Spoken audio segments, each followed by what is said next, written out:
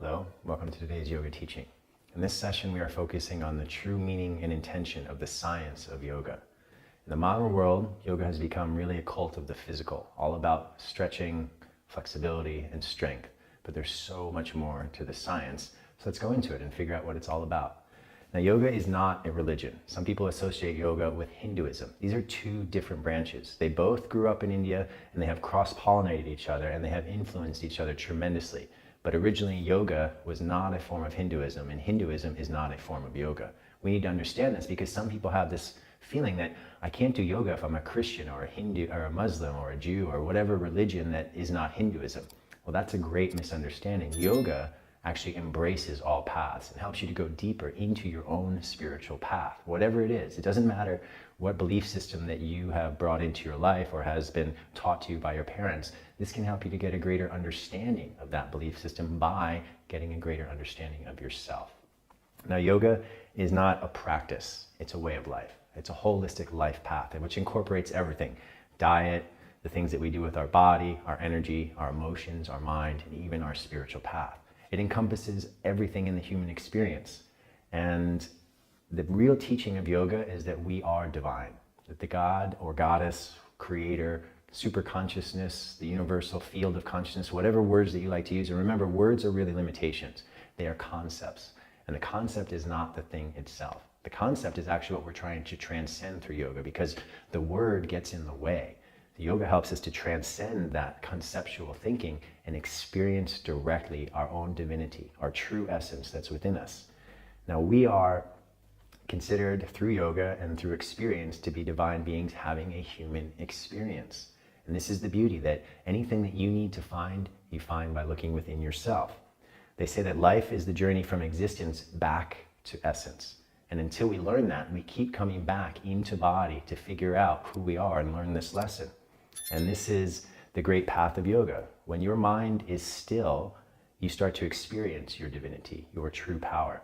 You are not your body, your emotions, or your senses. You have these things and they are experienced by you, but you are divinity that's manifesting in a body to experience this life. And everything that you see around you is actually you looking back at you, teaching you who you are. That's what's happening when you start to go into a deep state of silence. These truths become self-evident. And it's not a rational analytical thinking. It's not coming from reading text or studying scripture. It's about going into stillness. Yoga is the path of finding that stillness within yourself so that you can come into the guidance of the heart that is beyond the mind. You think you are limited because you identify with your body, but you are not the body. You are a spiritual being having a human experience. How are you not understanding this? Because of the mind. It's the mind that gets in the way. The ego and the mind cover your divinity. They cover your true essence. And with the techniques of yoga, and now I'm referring specifically to Tantra yoga, you can find the way back into your source. The mind is not the enemy, okay? The mind can be your greatest tool. Once you learn to harness the power of your mind, you can use it to learn about yourself. But then it's like a ladder.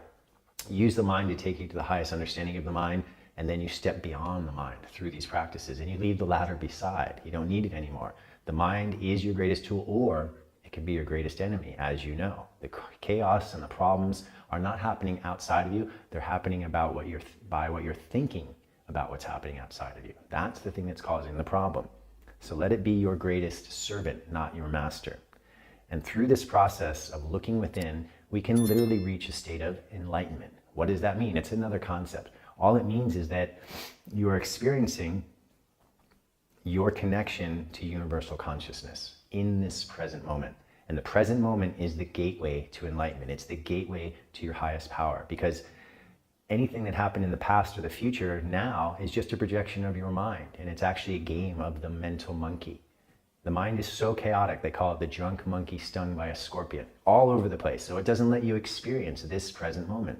Maybe we've heard of Eckhart Tolle, the great teacher, the power of now. All of the masters throughout the ages, from all the different traditions, not even just yoga, talk about now is the only time that we can step into reality. How do we get there?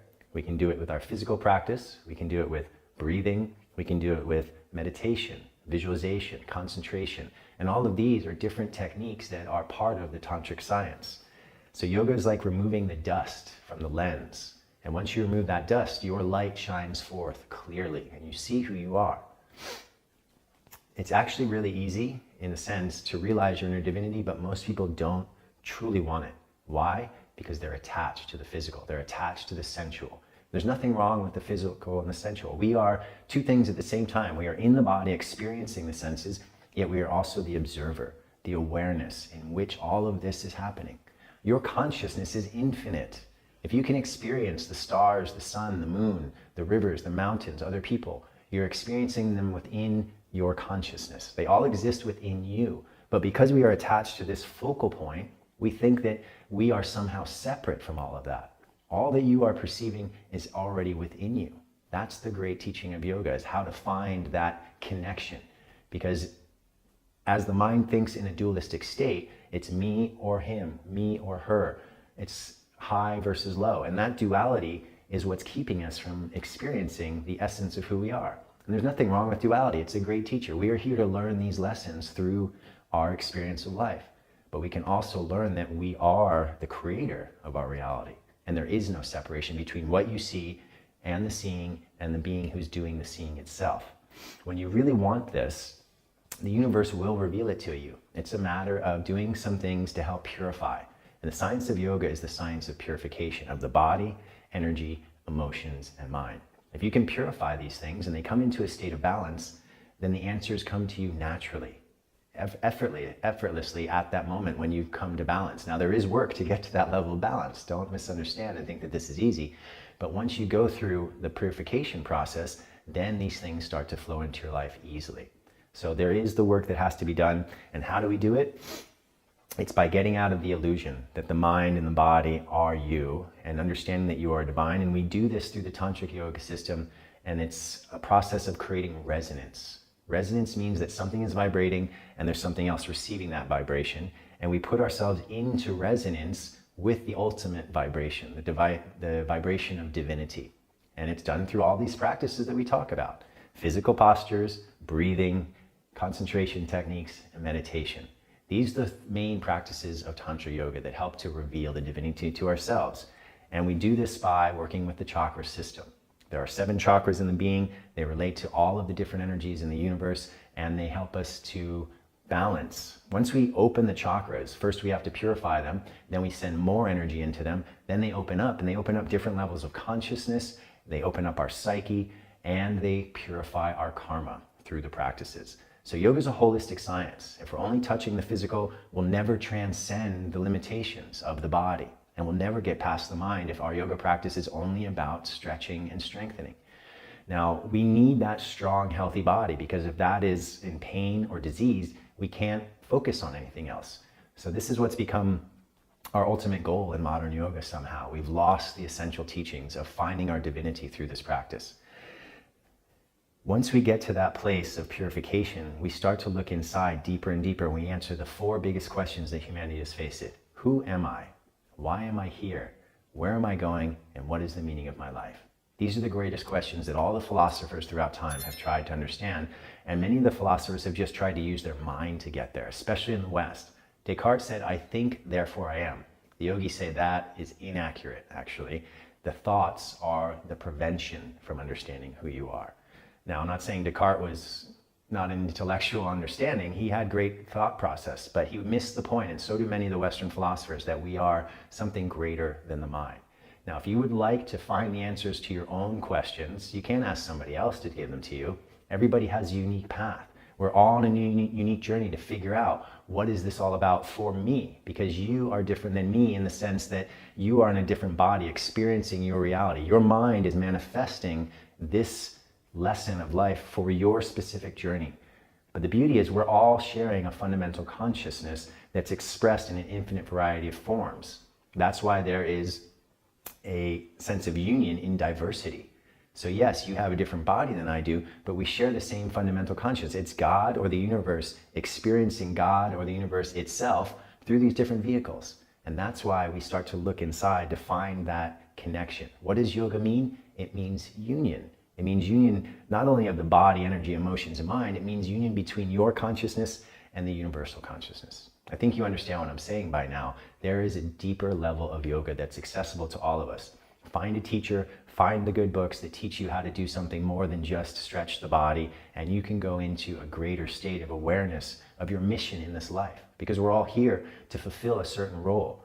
Think of it as the universal painting, and each one of us is one brushstroke within that painting, and we all have an important part to create that masterpiece. And unless we understand the answers to these questions, we don't know the real direction of our life. And this is why many people feel depressed, because they don't know why they're here. What does it mean? That's because they're trying to get the answer outside of themselves. So go inside through the science, purify, calm the mind, and let the answers from the heart guide you into a state of unconditional love. That's the highest vibration, and that's what yoga is really bringing us back to. The creator is love, and all of these things that we think are difficult in our lives are actually lessons to help us learn more about who we are, to learn to love ourselves first, because sometimes that's the hardest. And once we learn to understand and accept our path of the unique individual with all of the challenges, all that suffering is a form of helping us to learn more about who we are and come back to that state of unconditional love. So I wish you all the best on this journey. There's lots of great teachers out there these days that you can access, but it's really about listening to those teachings, because remember, it's not about reading scriptures and listening to other teachers that's going to help you answer your own question. You have to go within inside. And that's the teaching of yoga that gives you the techniques of how to get in there and answer these questions for yourself. All the best on your journey.